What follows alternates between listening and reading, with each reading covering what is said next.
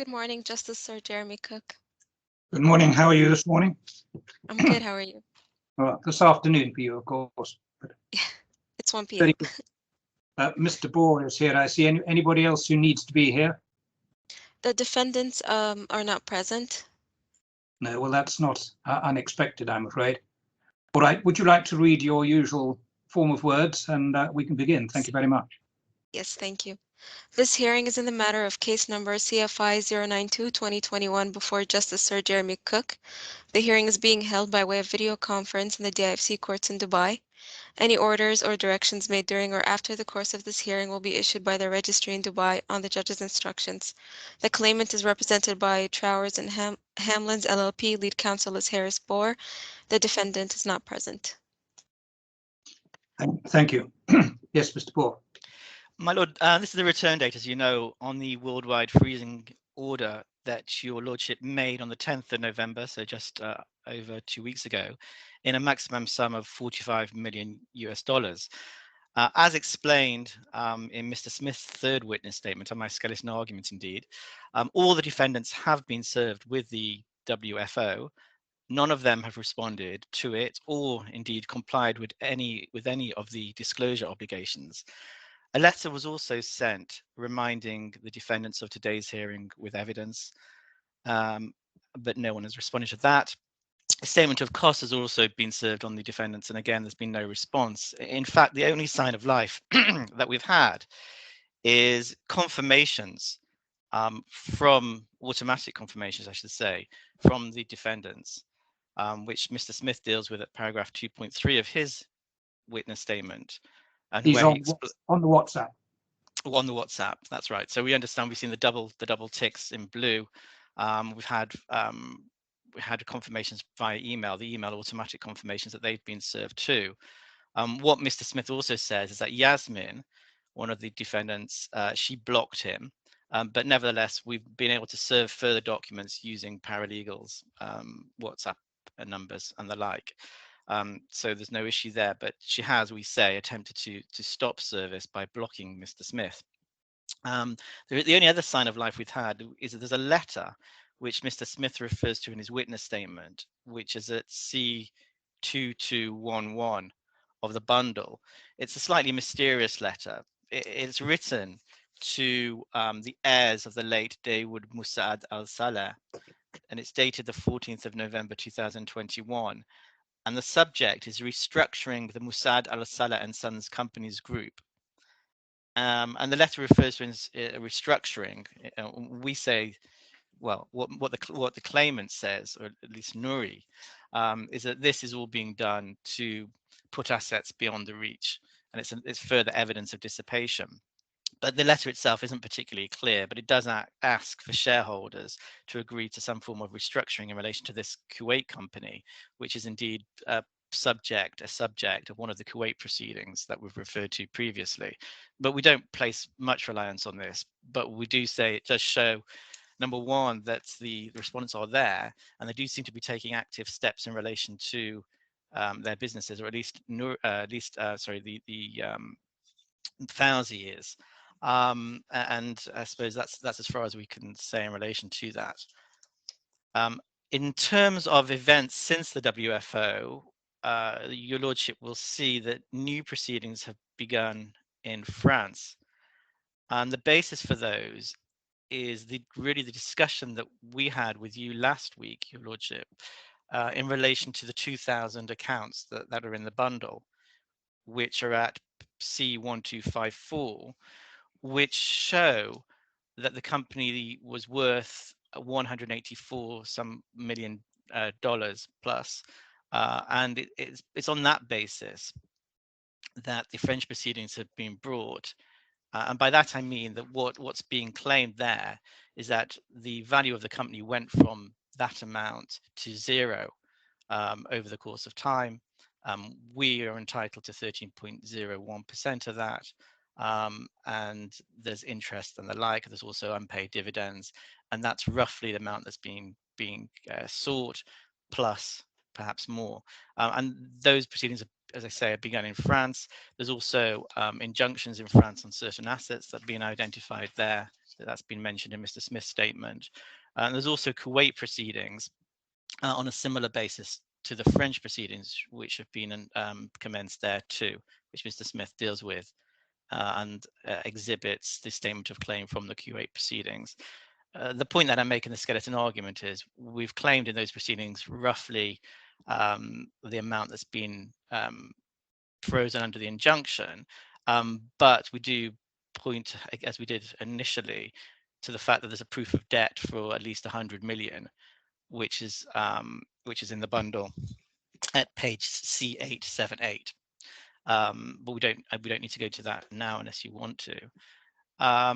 And that's it, my lord, in terms of update. So what we would be asking the court to do today is to continue the order. We have a draft order in the bundle for you. I have one additional change, which hopefully you won't object to. And with your permission, we would like to continue the order on that basis.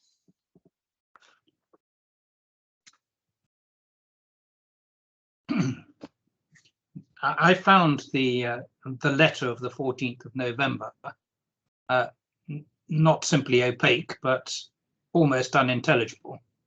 Right. I don't know whether you can help me at all as to where the company referred to, or the companies referred to, fit in with the structure, so to speak. I'm not sure is the answer. That I can help you in relation to that. And as you can see, Mr. Smith has a go at explaining things, but we did say it was opaque. We accept what you just said now in relation to intelligibility, and perhaps we don't need to rely on that. It does feature, that company does feature within the Kuwait proceedings that have been brought, yeah, but I'm not sure they relate directly to UEL. So to the extent they're relevant, I suppose it would be merely a dealing with assets which aren't for commercial reasons, true commercial reasons, and the basis for that is merely a statement of the claimant, no more.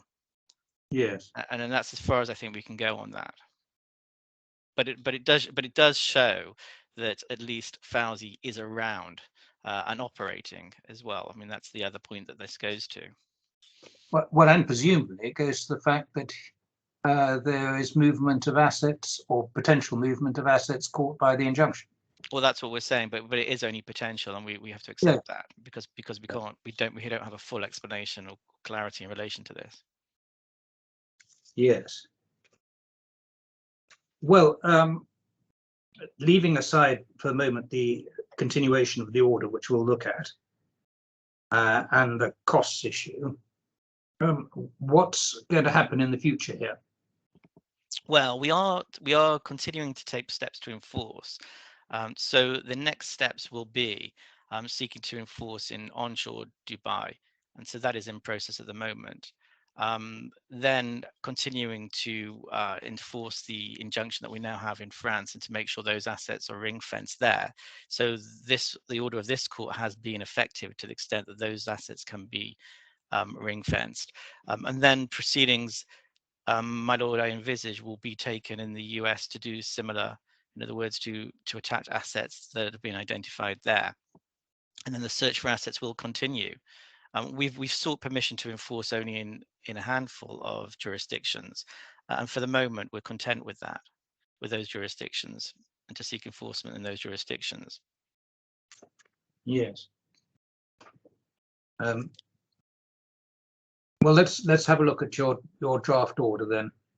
Well, that's at E20 of the bundle.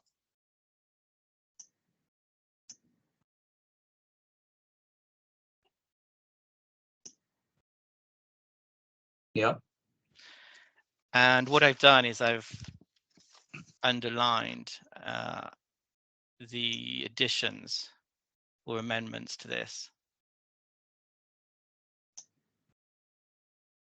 So E1022, you can see that it's in red as well. It shows up on my screen at least. Yes. I looked at it last night too. Yes. So I can take you very briefly through this. So paragraph 1, I've just referred back to the original injunction, yep, which I defined. And then the same reference that at paragraph 2. Yeah. there's reference there to service as well. Paragraph 4 is the additional amendment that I need to make, because I've said until the return date. So it should say until further order of the court and remove the words return date from the first line. Yes. There's a typo there. It should be financial that I've added. The next changes come that the exceptions of paragraph 10. Sorry, 8. There's a reference to with the provision of information. There's been no compliance in relation to this, I should say. But paragraph 8 just referenced the original freezing junction, just makes it clear that the information was being sought from the service of the original freezing junction. Yeah. Then paragraph 9, again, a reference to that, the original injunction. Paragraph. Well, there's isn't there a slight oddity about paragraph 8, requiring them to do something at a time scale that's already passed? Well, it's simply confirmation. The other way would be to recite yes. the fact they simply failed to do it. Yes, well, we could do that. And your lordship, if you prefer, we can make that more clear. Well, I mean, the question really is, what, if anything, is going to be the most effective Yes. Form of order to make? One could recite the fact that they failed to make the order, Yes. failed to comply with the order, and require compliance forthwith. I mean, it's a question. Well, that's much clearer, my lord, and I will do that with your permission. Seems to me to make more sense. You know, yes. They ought to be under a continuing obligation to do that which they failed to do thus far. Yes. But they plainly can't comply now. No. 48 hours after the original order, no. or 4 working days after the original order. So can you redraft that in such a way as to cite the fact that there's been failure and the court requires them to comply forthwith? Yes. We will do that. And that will be the same then for 9. Yes. Paragraph 9. Paragraph 11, you will want to come back to, no doubt, the issue of costs. Yes. Then I think that there's again a typo at 19. The word court should come out. Yeah. 21, we've clarified. The 21, we've tried to deal with the fact that the blocking of the WhatsApp, although, as I say, we can still send WhatsApp messages using different people. But my lord, we would ask that if we can serve on the email addresses that we had for the second and third respondents, but that should be good service for all the other respondents. We think that would be helpful, and we think it's appropriate in this case, given the attempts to block the WhatsApp. And we've also clarified here that the service should be deemed to have taken place after the sending of the email or the WhatsApp message, again, just for clarity. Well, I'm a bit more troubled by paragraph 21. I mean, how can one be certain that service on the second and third will result in the first and fourth? The fourth is the wife of the second, is that right? Yeah, yes, that's correct. But the first is the main defendant, if I can put it that way. Yes. Well, I mean, the first defendant can be served by. I don't think the first defendant has blocked the WhatsApp messages. It's Yasmin who has, which is the third respondent. Well, as a matter of common sense, one would think service on the first defendant, who is supposedly the mastermind with whom this is other members of the family pay attention and do what he says. That he's the key person who ought to be served, and I'd be much happier if the fourth defendant was deemed either served by service on him or the second, being her husband. Yes, it should actually be. Sorry, there's an error here. It should actually be service on the third. Service on the first should be effective in relation to the third, because it's Yasmin that has done the blocking. So that's the way it should be. So your lordship is correct to identify the issue, and also correct that actually the first respondent, we say, is the one pulling the strings mainly. So therefore, what we would be asking for is an order that service on him is effective in relation to service on the 3rd. Well, I would say service on the 1st and 2nd Yes. will be effective service on the 3rd. Yes. Because you know, her husband. Oh, sorry, it's the 4th. Yes. It's his daughter. It's the sister-daughter, isn't it? Yes. Yes. Yeah. Okay. So service on the 1st to be effective on as for the 3rd. Yes. Yes. I'm grateful for that. But you should still continue to try and serve. We will. Using a different WhatsApp address every time. Yes, we will. Buy another phone. Yes. Absolutely. And Your Lordship, are you happy with the WhatsApp edition there, the last sentence? Yes. Yes. I'm grateful. We just refer, then the only other change is if we continue Schedule A, we just refer to the latest witness statements. We should refer also to... I haven't seen Mr. Savoy's witness statement, have I? Well, it is in the bundle that I've seen online. It may have been served slightly later than the others. I don't think I had last night, so I probably need to look at that. Okay, so that is it. Bundle B, is it somewhere? B6, yes. There's two actually. There's one where he refers to the cases that he's commenced and the injunction that he has, the injunctions, I believe. And then so that's B6 and B7. He just attaches, I think, stamped. Okay, let me just. Yes. Harris, I can help you with the bundle references. It's B55 to B58 is the first. I've got it. I've got it. Thank you. It's just that when I looked at the papers yesterday, it wasn't on there, I think. But anyway, I now have it. Slightly late, my lord. I apologise for that. That's right. Let me just read it.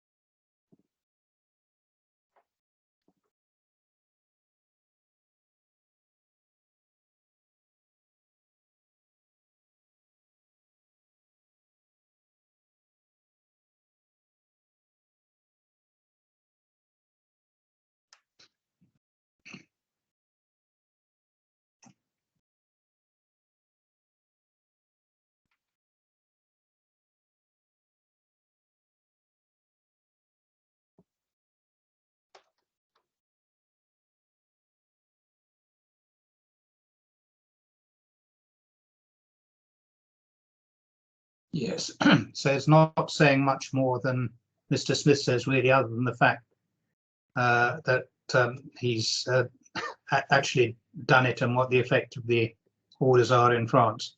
Indeed. With the necessary exhibits. Yes. Yes. All right. So the point I was making is I would add reference to those that additional. There is a reference to the first witness statements of Pierre Levy. I'm going to have to make reference to the second one in the Schedule A of the order. Yes. Schedule B, in terms of service, I've made a change to B2 to make sure that they're served with the documents relied upon at the return date, which is today, of course. Yeah. And then the page, it's then point 8. Yeah. I've made reference to the WhatsApp, and that's the only changes apart from the costs which we need to deal with, my lord. All right. Very good. Well, with those amendments, can you draw up the order? We'll do with costs in a moment, and let the registry have it. Yes, my lord. We will do that as we can. And I'm grateful for that. That leaves the question of cost, does it? Yes, it does. There's a statement of costs which I received this morning, and I assume you have that. I do have it. I think, first of all, there is a question of principle, really, isn't there, here, as to whether this is an appropriate thing to do at this stage at all. Yes. I'm not sure. If I may address you on that. Yes, please do. The original order, which I actually can't see in the bundle, but I believe what it said was the cost will be reserved to the judge who's hearing the matter of the return date. And so, yeah. yes, so we are at that point when we say that the court can and should deal with costs now. Given that the actual substantive proceedings are foreign proceedings, we say that this court now should deal with this and it would be appropriate. The respondents stroke defendants, they've been on notice of this hearing, they've seen the original order, they know that the costs are going to be dealt with today. We've been chasing these defendants for a while. We've not had much joy. They haven't been responsive, and we say that it's right for the court to make an order now, and it can do that under the provisions which I can give you, my lord, which are it's RDC 38. I mean, 3817 deals with the basis of the ordering costs. Bear with me while I just get the rules. Yes.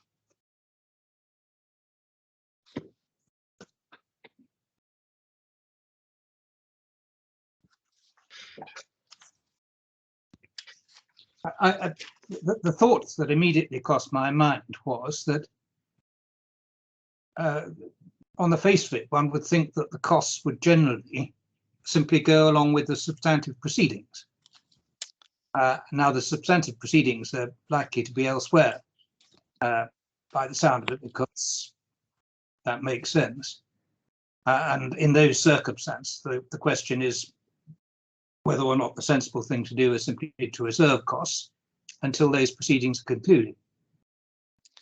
Well, my lord, if I may make submissions about that, I mean, we would say that given that the way that the respondents have reacted to this order, we say that even if those proceedings, even if they appear in those proceedings and we lose those proceedings, we say that given what has taken place, we would have been justified in taking the steps that we have done and in making an application to this court, which is why the original order in the standard form says that the return date judge deals with or should deal with the costs, because the other side could have shown up at this point in time, made submissions, including a submission that actually this should wait until the final determination of the action, showing the court that they have some defense. I mean, at the moment, the only conclusion we say that the court can make is that they have no defense at all. They haven't suggested any sort of defense. And therefore, on that basis, at this point in time, we say the right thing to do is to make an order in relation to this injunction.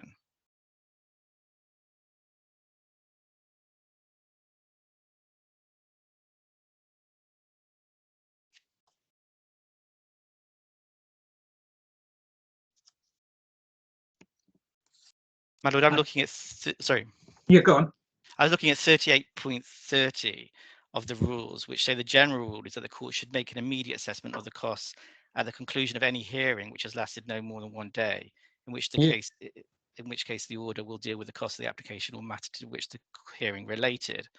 And we say that this relates to whether or not an injunction is justified and appropriate and just and convenient. And we say we've met that test.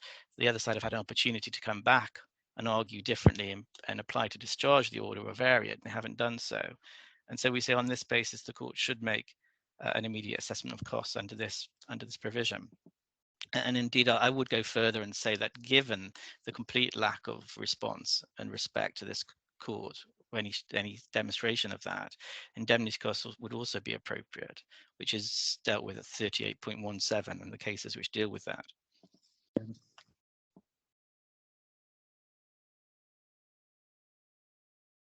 Well, the difficulty arises in this way, doesn't it, Mr. Bohr, that look, you're right in saying, of course, the defendant has not turned up, has not even shown any courtesy to the court in saying that he's not going to turn up or why he's not going to turn up or anything of that kind. When I say he, I should say they. But you're inviting me to assume that your case is good in terms of justifying the injunction, and the only basis for so saying, apart from the good arguable case serious issues to be tried that I've already decided exist is essentially the fact the other side haven't turned up. And that's really what it amounts to, isn't it? It does amount to that, and we say that's quite a powerful point, because if there was even the slightest defence, then that could have been raised, and we say would have been raised. But more than that, what the other side have done by their behaviour is forced us to make an injunction and incur the cost of that. A great cost indeed, when we're heavily out of pocket, given the size of this claim, the possible extent of the damages that we've suffered, and they've put us to that trouble.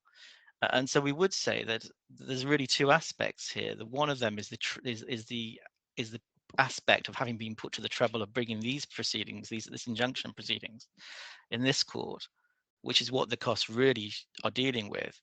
And then there's a second aspect of the overall merits in relation to the case. And we say the primary aspect is the trouble in relation to the injunction, which is why the court ordered, we would submit, that the costs will be dealt with by the return date judge.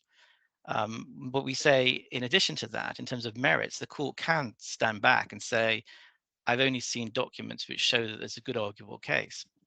I haven't seen anything, not even no articulation whatsoever, which we submit is unusual, in relation to any kind of defense. And the defendants have had opportunity to do that, and they've been served, and there's 4 of them.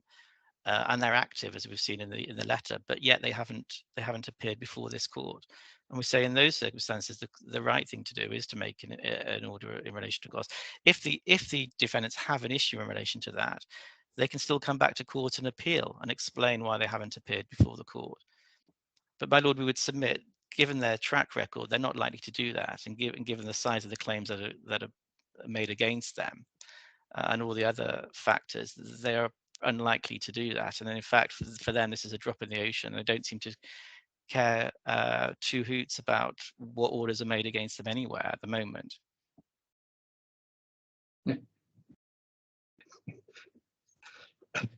The fact they don't care about what orders are made doesn't seem to me to be a very powerful argument why you should have an order, but there we are. I wasn't basing my argument on that, but it was an observation, my lord, but you're correct. I understand the observation, certainly. Yes. And have you complied with 3836 and sending the schedule cost 24 hours before the date fixed? Well, my lord, my solicitors will tell me when it was sent. I'm not sure there's been complete compliance with that, but that it was certainly sent prior to this hearing. I think I only got it this morning, but it's dated Wednesday the 24th, certainly, which is yesterday, isn't it? Yes.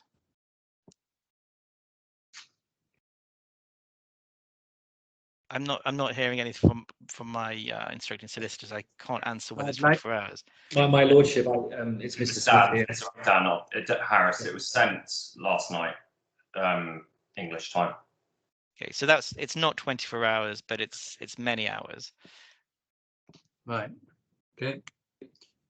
Under 3837, I should take that into account, but it doesn't debar me, as I understand it, from making such a claim. No, my lord. Such an order.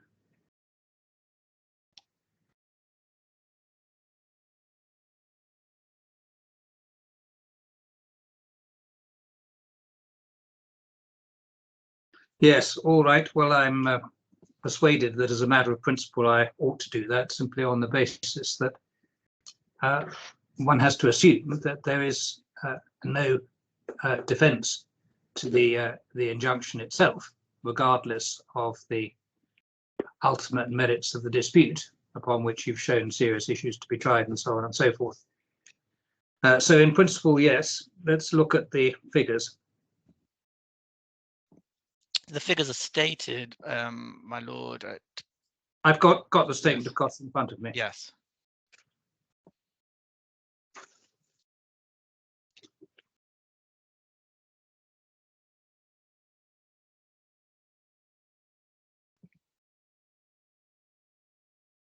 The rates are all fairly conventional, are they?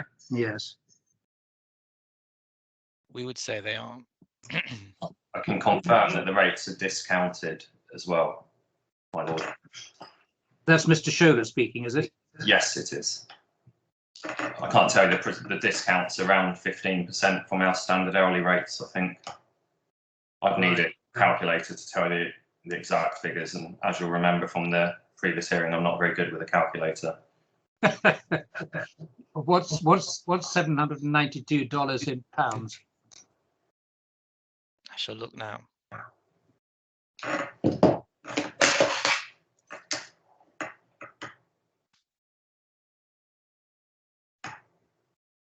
It's about 600, is it? I'm just loading up. 594.01. Yeah, So about 590, 600. yeah. Yeah, okay.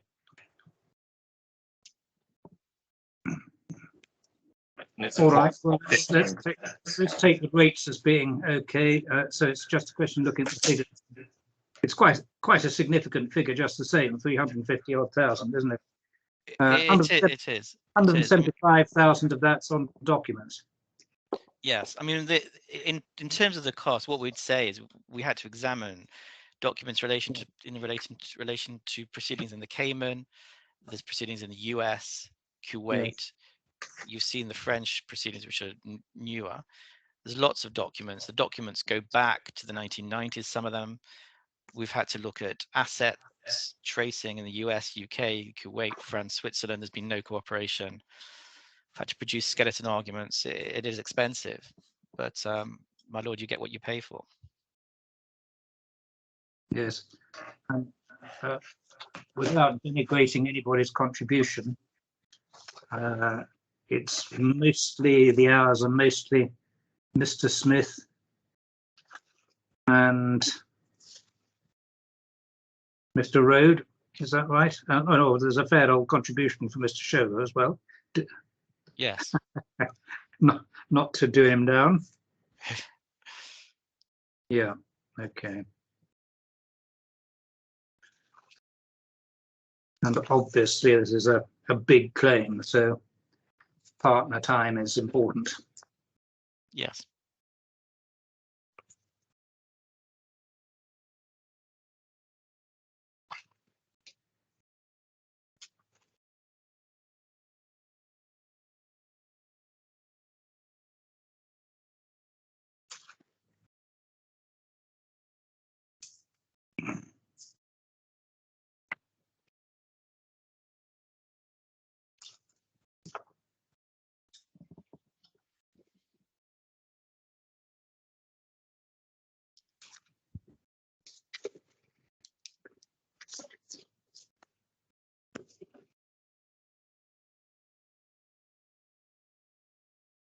Well, Mr. Boy, I'm not prepared to do this on an indemnity basis. Yes. So I think the real question is whether you want me to do an assessment now on the standard basis, or whether you want to, which I suppose I could do with a liberty to apply for costs on the indemnity basis at a later stage if it all turns out that the whole thing has been the most appalling scam of the kind that you allege. Yes. It a bit depends, or I say I can simply make an assessment once and for all at this point. I'm usually thought not to be ungenerous when one looks at standard costs, but yes, there is undoubtedly a difference between standard and indemnity. Yes. Well, my lord, I'm being told that's fine. In other words, if you want to assess them on a standard basis with liberties to apply, should we need to when all this is decided, we would submit that's appropriate. All right.